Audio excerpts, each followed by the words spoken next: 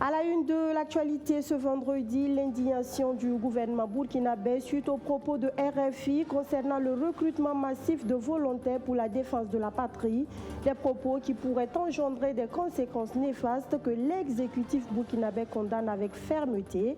La teneur à suivre dans un court instant.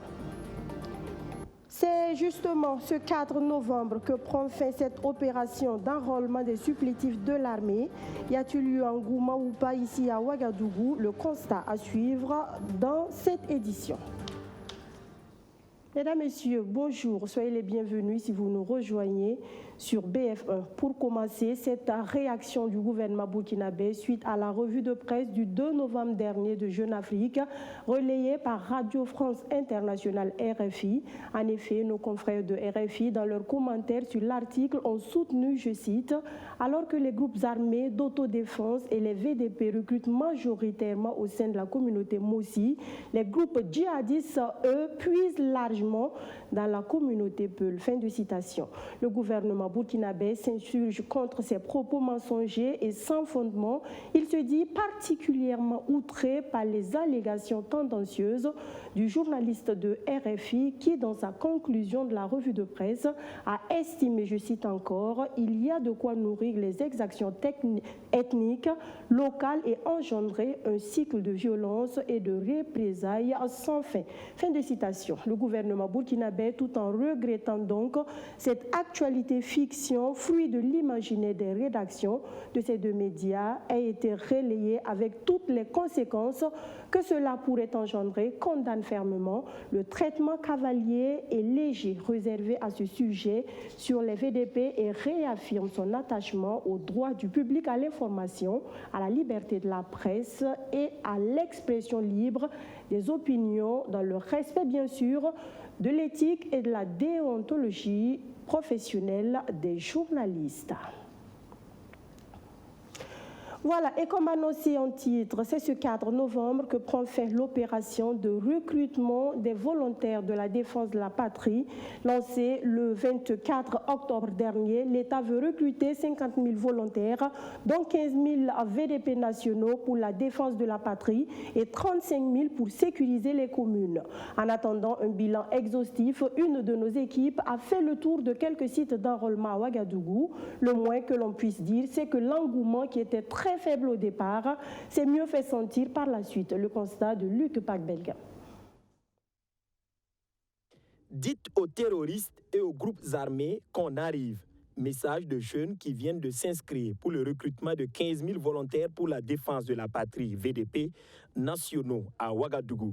Si au départ, un engouement n'était pas constaté, à la veille de clôture de réception de dossiers, on a constaté une présence de jeunes au gouvernorat de Ouagadougou. Je veux la paix pour payer. C'est en cours de ça que je viens m'inscrire. J'ai parlé avec tous mes amis, ils ont dit que non. Moi aussi, j'ai enlevé mon choix pour venir inscrire. C'est ça. Vous n'avez pas peur? Non, non. Parce que je suis l'homme. Je ne dois pas être peur. Voilà. Et nous avons répondu à l'appel du président du FASO, comme quoi tout le monde est conscient de la situation. Et il faut se donner à fond pour vraiment libérer le Burkina Faso parce que nous avons vu à la tête de l'État, on a vu un jeune qui est venu avec la motivation vraiment. Et depuis le lancement, je peux vous affirmer que j'ai pu envoyer plus de 50 personnes au Haut Commissariat. Si vous voulez, vous pouvez aller y renseigner. J'étais là-bas ce matin pour d'autres dépôts. Mais personnellement, comme chacun a ses préoccupations, donc pour aller au front, ça serait un peu difficile. Mais... Lancé le 24 octobre 2022, le recrutement de 15 000 VDP nationaux et 35 000 VDP communaux n'a pas connu une affluence massive les premiers jours, si bien que ce sont des personnes d'un certain âge qui ont ouvert le bal de celle-là, Adama Tiendrebeogo, dit colonel. C'est une décision personnelle quand j'ai vu que l'État burkinabé a lancé un appel à tous les patriotes qu'il y a une occasion où chacun peut venir contribuer à sa manière pour la sécurisation de notre pays. J'ai décidé personnellement d'aller m'enrôler pour défendre ma patrie. Un autre sexagénaire et sankariste dans l'âme a répondu à l'appel sous le récépissé 78. Il s'agit de Nana Thibault.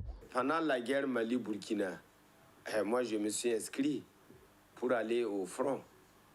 Pendant que j'avais l'âge de 24 ou 25 ans, même pas. Donc aujourd'hui, même à mon âge, ce n'est pas le Burkina seulement.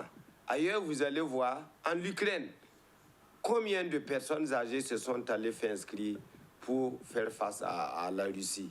Le message est clair pour ces personnalités politiques et de la société civile. Si nos ancêtres ont pu reconstituer la Haute-Volta, ce n'est pas nous qui devrons faillir. Et quand je regarde, il y a une génération qui a pu reconstituer le Haute-Volta à l'époque pour notre génération. Et je pense que nous aussi, nous devons reconstituer le Burkina Faso pour notre génération, pour la génération à venir, pour nos enfants et nos petits-enfants.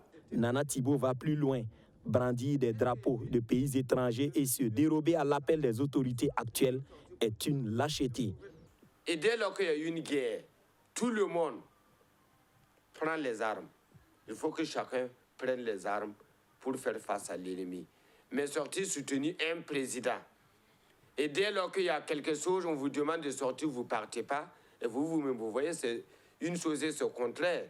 Soit c'est pour escroquer le président, ou bien c'est pour faire... C'est des tonneaux vides. Non seulement Nana Thibault s'est inscrit pour le recrutement de VDP nationaux, mais aussi il a réuni tous les documents pour faire enrôler son fils dans l'armée. À l'avant-dernier jour de recrutement de VDP nationaux à Ouagadougou, nous étions à 451 personnes inscrites au gouvernorat, sans les personnes inscrites au Haut Commissariat. Vous êtes allé vous inscrire? Non, pas encore. Pourquoi? Je ne suis pas encore plein. C'est une bonne solution. Que les jeunes se lancent dans ça aussi, à aider les gens, aider les soldats à se battre, quoi. Je trouve que c'est une bonne idée de faire ça. Et je pense vraiment le faire, Inch'Allah. Le recrutement de VDP n'exige pas assez de pièces pour la composition de dossiers. Il suffit d'avoir 18 ans et avoir aussi ses documents d'état civil à jour. Une enquête de moralité validera la sélection définitive de tout candidat. Le peu d'engouement suscité s'explique par le manque de communication et au constat, la note de recrutement s'est affichée seulement la veille de la date limite de réception des dossiers à la mairie de l'arrondissement 12, invitant les populations à prendre d'assaut les gouvernorats et les hauts commissariats pour le recrutement de VDP nationaux. Si d'autres n'ont pas été informés, certains craignent les jugements des parents et amis ou préfèrent le faire dans la discrétion. Ce recrutement massif de volontaires pour la défense de la patrie, une opération que le Front patriotique de Germain Bitionama applaudit, mais il a aussi des griefs. Ce qui indigne au Front patriotique, ce sont les accords militaires qui lient le Burkina Faso à la France. Des accords qui n'aideraient pas le pays des hommes intègres à lutter efficacement contre le terrorisme. Il l'a fait savoir hier à la presse, une conférence de presse au cours de laquelle la gouvernance du pouvoir en place a aussi été dénoncé. On fait le point de ces échanges avec Roméo Kuita.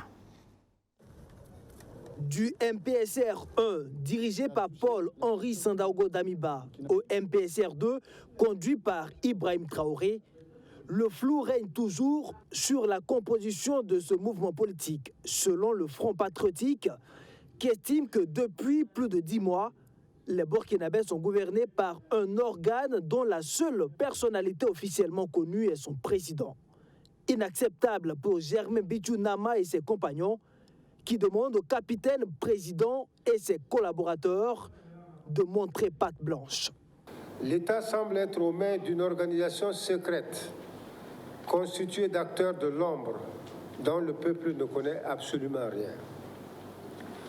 Pour une gestion politique démocratique, dans la transparence et l'éthique politique, le MPSR, qui se présente comme une organisation politique ayant conquis le pouvoir le 24 janvier 2022, doit faire connaître sa composition et ses organes tels que déclinés dans son acte fondamental modifié. Officiellement désigné président de la transition il y a près de 3 semaines à l'issue des assises nationales, le capitaine Traoré commence à implémenter sa stratégie en ce qui concerne la lutte contre le terrorisme. L'une de ces mesures, le recrutement de 50 000 volontaires pour la défense de la patrie pour aider l'armée dans sa mission de sécurisation du territoire. Décision saluée par le Front patriotique qui s'insurge en revanche contre ce qu'il qualifie d'exclusion des acteurs politiques dans la conduite de la transition. En ces moments précis de lutte contre le terrorisme, il n'est pas possible d'aller vers une mobilisation populaire.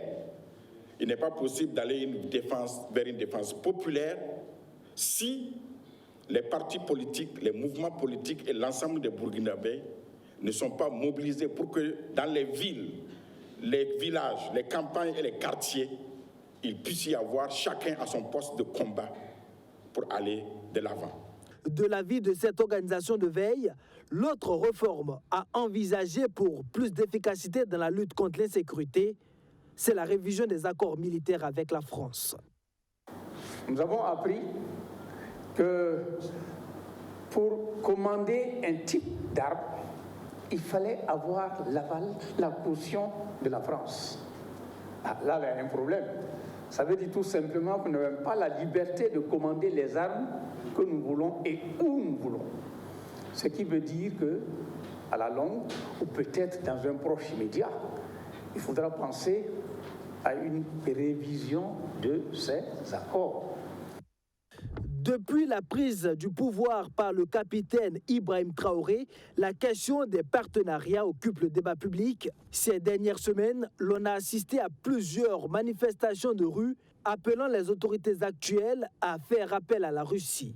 Le Front patriotique estime que le pays est libre de choisir son partenaire. Le 20 octobre dernier, le chef de l'État confiait au sous-secrétaire d'État chargé des affaires publiques des États-Unis n'avoir aucune intention d'inviter Wagner au Burkina Faso, selon nos confrères de Jeune Afrique. L'opération de recrutement de volontaires pour la défense de la patrie qu'apprécie le Front patriotique. Cette défense, on le sait depuis la formation du gouvernement KLM, incombe désormais au plus haut degré au colonel-major Kassoum Koulibaly. Le nouveau ministre de la Défense nationale, installé dans ses fonctions ce jeudi, à 60 ans, cet officier supérieur du haut de ses 31 ans de service hérite d'une patate chaude et il le sait alors, le ministre d'État entend travailler à relever les défis qui se dressent à lui. Arsène Konditamde, reportage.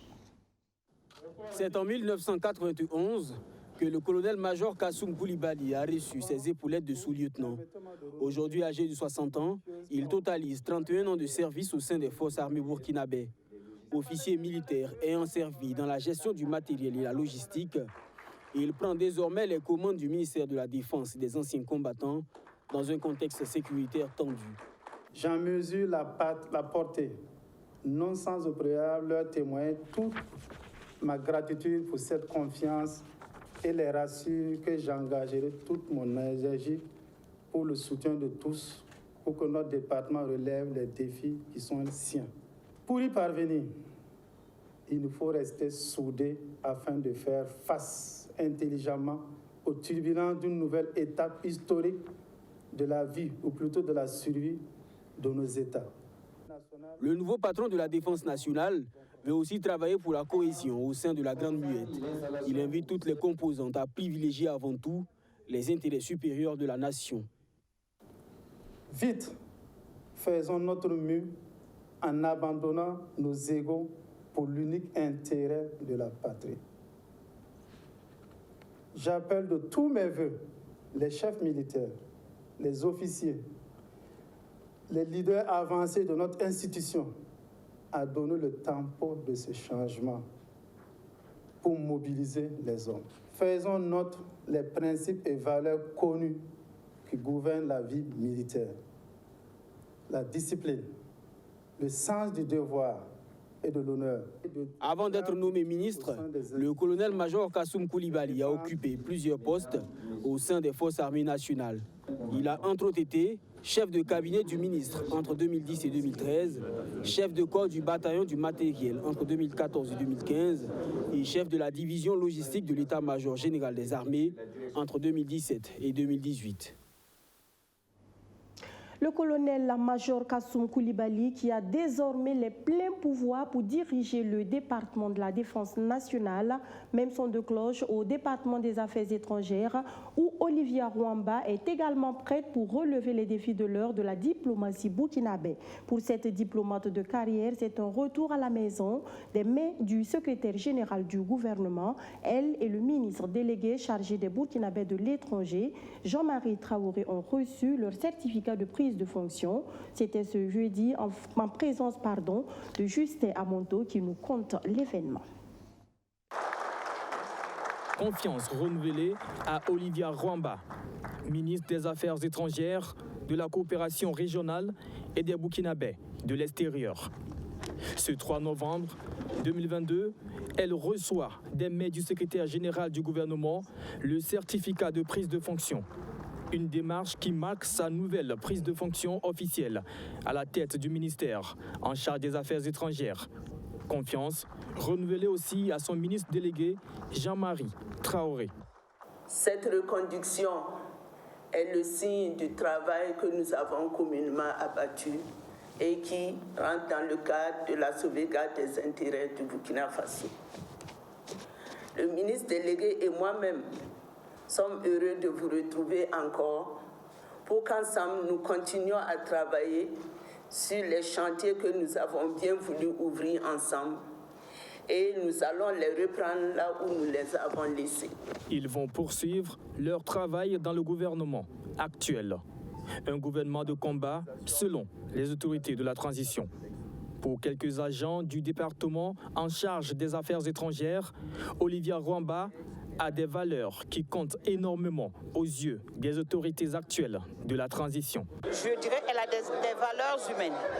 Les valeurs humaines, c'est vrai, quand tu travailles avec des gens, il faut voir les conditions de travail de tes agents, il faut les comprendre. Donc elle sait bien manier la carotte et le bâton. Elle a été pendant longtemps directrice générale de la coopération bilatérale. Ses actions et son dynamisme à la tête de cette structure du ministère ont été salués et elle a fait ses preuves. Monsieur le ministre délégué a également fait ses preuves de par le passé. C'est des diplomates de carrière compétents, bien rompus à la tâche, qui aiment le travail bien fait. Une continuité qui rassure non seulement les agents, mais aussi qui rassure plusieurs partenaires du Burkina Faso, selon certaines réactions.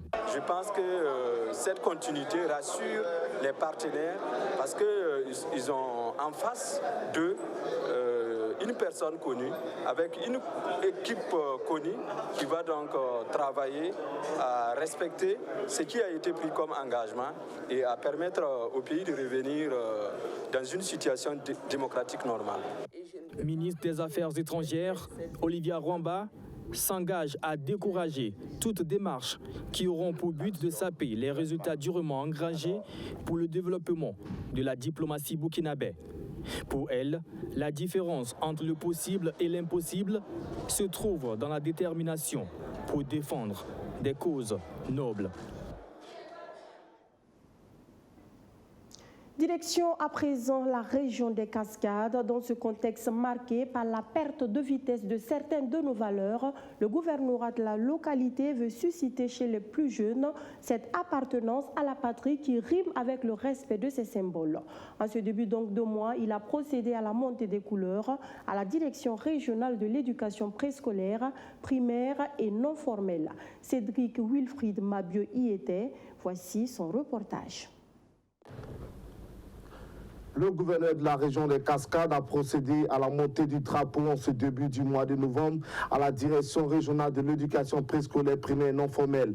Jean-Charles Sommet, encadré par ses administrés, a dit toute la symbolique nationale de cette montée des couleurs qui reflète notre attachement véritable à la nation.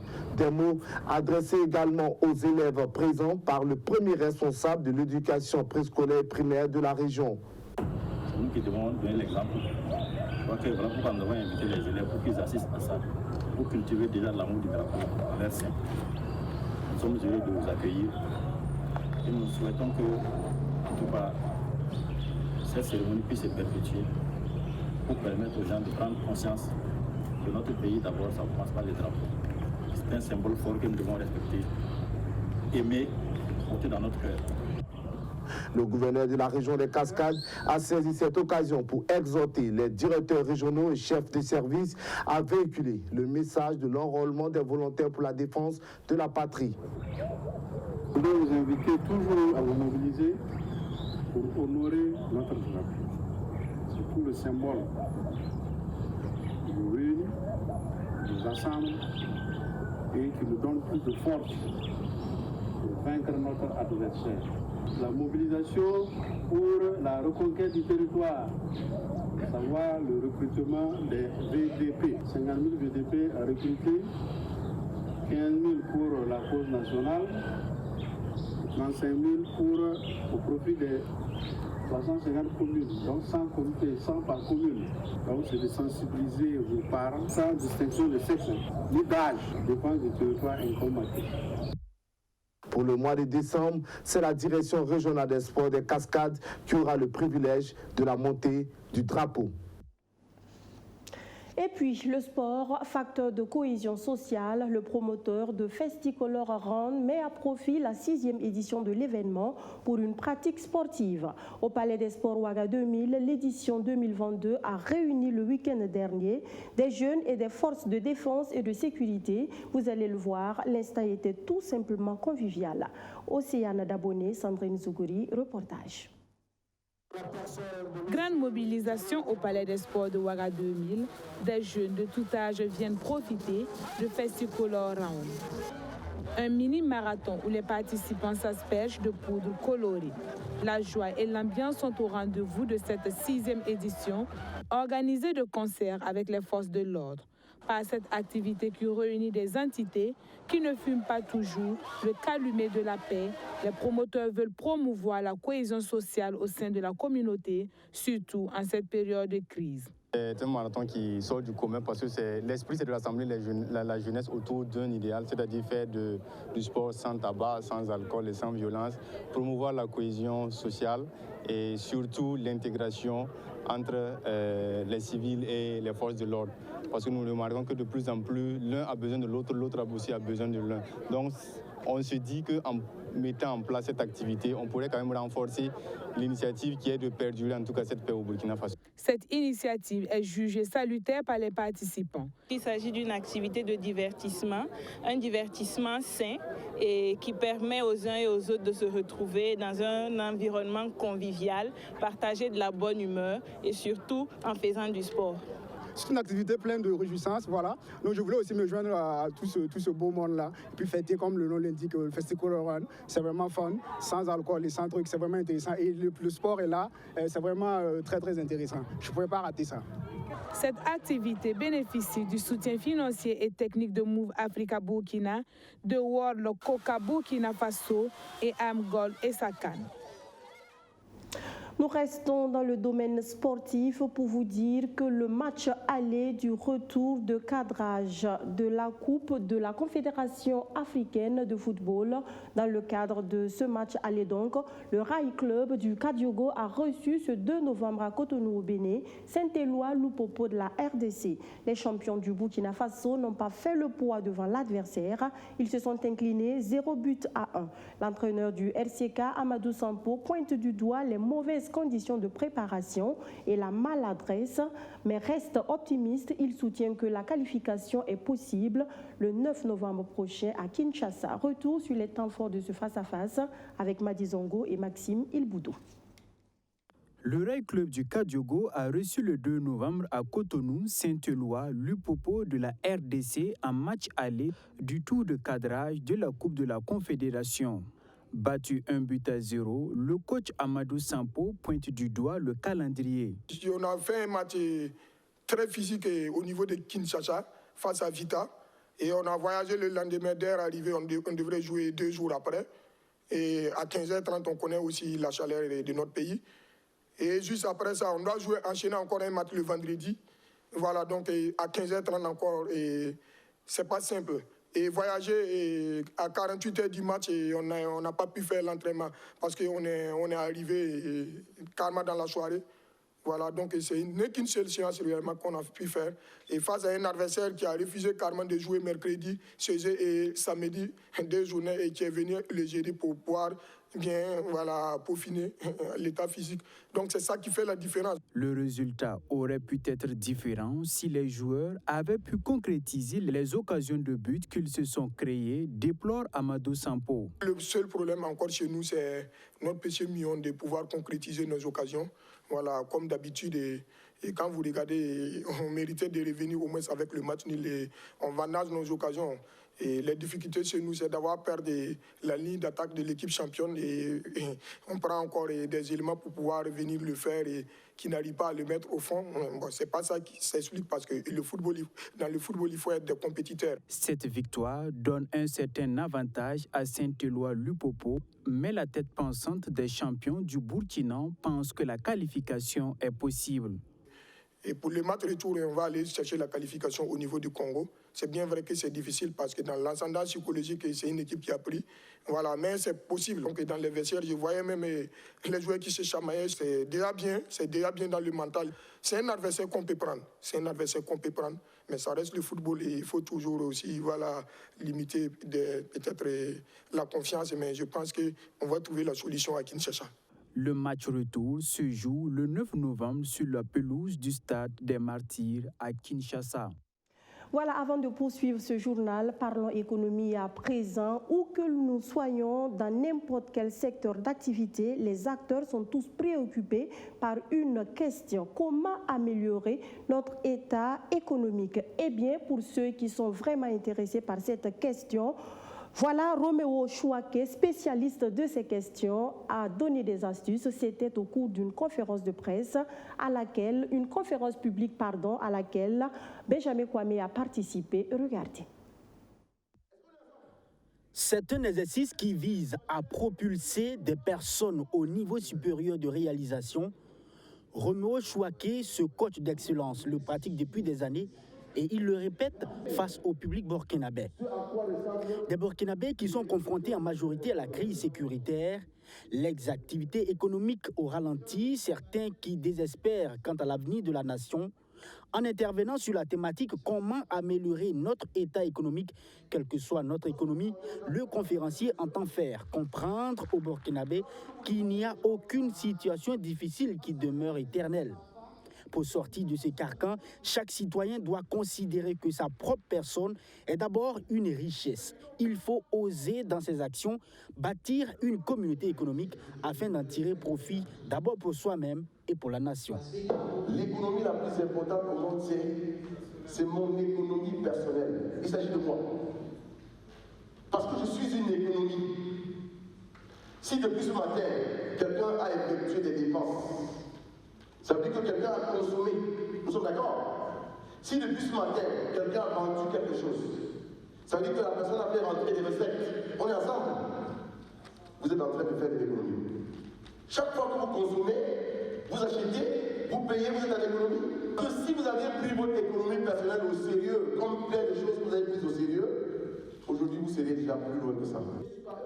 Ce formateur en ressources humaines fait savoir que la meilleure posture à adopter pour sortir d'une situation difficultueuse est d'abord un esprit fécond et créatif.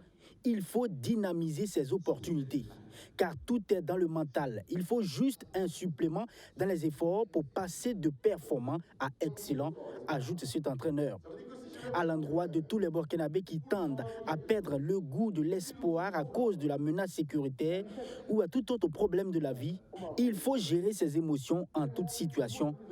Car quels que soient les revers que l'on subit, on a toujours le choix de décider de se sentir bien et mieux, à condition qu'on prenne la responsabilité de ne point se laisser dominer longtemps par le mal, conseille le président et chef de la direction de la Motivatech Canada. Le mot le plus important pour moi, c'est... Voilà, c'était là les conseils de Roméo Chouaké, coach d'excellence sur comment améliorer son état économique personnel.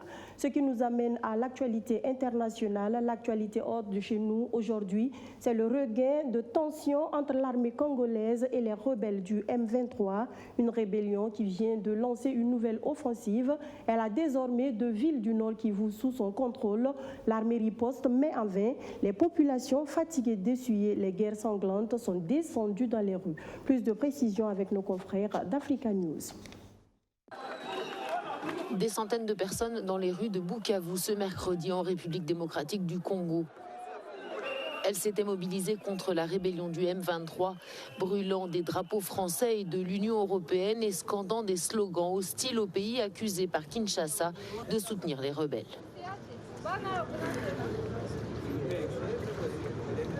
Vivant à l'est de la RDC, est victime de multiples agressions du Rwanda et de l'Ouganda, sous la bénédiction de grandes puissances, essentiellement les États-Unis d'Amérique, la Grande-Bretagne, la France et les autres pays, venons par la présente manifestation exprimer au monde entier notre ras-le-bol sur ce que nous qualifions d'injustice et de discrimination internationale contre les Congolais que nous sommes. Mais l'armée congolaise et les forces de l'ONU n'arrivent pas à contrer les rebelles qui gagnent du terrain.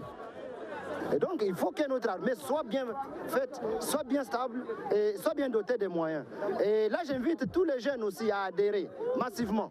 Vivement pointés du doigt pour leur supposée sympathie avec le M23, les voisins africains, l'Ouganda et le Rwanda. Après des mois de tensions et d'accusations d'agression, Kinshasa avait d'ailleurs décidé fin octobre d'expulser l'ambassadeur du Rwanda en RDC. Le M23, comme vous venez de le voir, qui a repris les armes fin 2021, passe maintenant à l'offensive. Pourquoi une telle situation? Avec nos confrères de VOA, La Voix de l'Amérique, nous avons tenté hier de mieux comprendre ces violences. Le décryptage de Abdourahmane Dia que je vous propose. Regardez. Abdourahmane Dia, dites-nous pourquoi une telle regain de tension entre l'armée congolaise et le M23? Alors, il faut dire que le M23 a été défait en 2013, démobilisé. Une partie des troupes était au Rwanda, démobilisée là-bas, et l'autre partie en Ouganda, qui a été également désarmée, démobilisée, dans le cadre d'accords signés à l'époque à Nairobi en 2013. Il se trouve que depuis la fin de l'année dernière, 2021, ce groupe a un peu repris ses activités et donc a conquis quelques villes. Et il y a quelques mois, la ville stratégique de Bunagana, à la frontière ougandaise, est tombée sous le contrôle du M23 ou de l'ex-M23, selon certains. Et la situation a empiré le week-end dernier avec la prise de 2 autres villes dans le Nord Kivu. Donc une situation qui a à nouveau suscité l'inquiétude, la colère à Goma, qui est le chef-lieu de la province, et une inquiétude également de la communauté internationale et de la communauté des États d'Afrique de l'Est. Donc il est un peu difficile de savoir ce qui est à l'origine de tout cela, mais pour Kinshasa, c'est clair, c'est le Rwanda qui arme et soutient militairement ce groupe, ce que Kigali dément bien évidemment. Est-ce que, vous l'avez dit tantôt, il est difficile de savoir pourquoi une telle offensive? Est-ce que ce n'est pas les engagements pris depuis fin 2013 qui n'ont pas été respectés qui pourraient susciter cette violence à nouveau? C'est un peu ce que le porte-parole du M23 a dit, qu'il n'y a pas eu de suivi de l'accord de Nairobi et que ces troupes devraient être insérées dans l'armée régulière congolaise. Bon, maintenant, c'est également un peu la position de Kigali qui dit qu'il fallait un suivi de cet accord et que pour prendre la question sécuritaire au sérieux dans cette région des Grands Lacs, il faut, notamment dans l'est de la RDC, il faut voir la question sur le plan plus global et ne pas isoler la question du M23. Le M23 qui est composé essentiellement de Tutsis, mais pour Kigali, il s'agit de Tutsis congolais, alors que pour Kinshasa, en fait, même s'il reconnaît que c'est un groupe à dominante Tutsi congolaise, mais le soutien du Rwanda est évident. Donc il y a cette différence d'interprétation sur les vraies causes, notamment en ce qui concerne l'application ou non de cet accord de Nairobi de 2013. Voilà, vous nous dites tantôt, l'implication du Rwanda est évidente, une implication que l'accusé... Selon Kinshasa. Voilà, dément selon Kinshasa. Voilà, dites-nous, est-ce qu'on dit souvent du M23, une rébellion à dominante Tutsi, justement, cela pourrait expliquer justement le fait qu'on accuse le Rwanda. Quel pourrait être leur intérêt si jamais c'était avéré ces accusations? Moi, je ne sais pas personnellement quels seraient les intérêts du Rwanda, mais en tout cas, côté congolais, on accuse le Rwanda de profiter de cette instabilité sécuritaire dans cette région pour piller les ressources du pays. C'est un peu la version qu'on entend du côté congolais, en tout cas auprès de beaucoup de personnes. Maintenant, c'est une ligne que rejette en bloc le Rwanda, qui dit qu'en fait, la responsabilité revient entièrement au gouvernement congolais qui n'arrive pas à sécuriser sa frontière et qui pointe aussi ce groupe qu'on appelle les FDLR, composé essentiellement de Hutus, hostiles au gouvernement rwandais, en disant qu'en fait, au lieu de parler seulement du M23, il faut également que la question des FDLR soit prise en compte, puisque les FDLR, selon Kigali, est soutenu par le régime, par le pouvoir congolais. Donc c'est tout cela en même temps qui fait la situation assez compliquée. Et rappeler également qu'il y a plus d'une centaine de groupes armés qui opèrent dans cette région de l'Est congolais. Voilà qui met fin aux actualités de la mi-journée sur BF1. Mesdames, Messieurs, merci d'avoir suivi ce journal qui s'achève. Je vous retrouve demain, même heure, même canal pour d'autres actualités. D'ici là, agréable début de week-end à toutes et à tous. Bonsoir.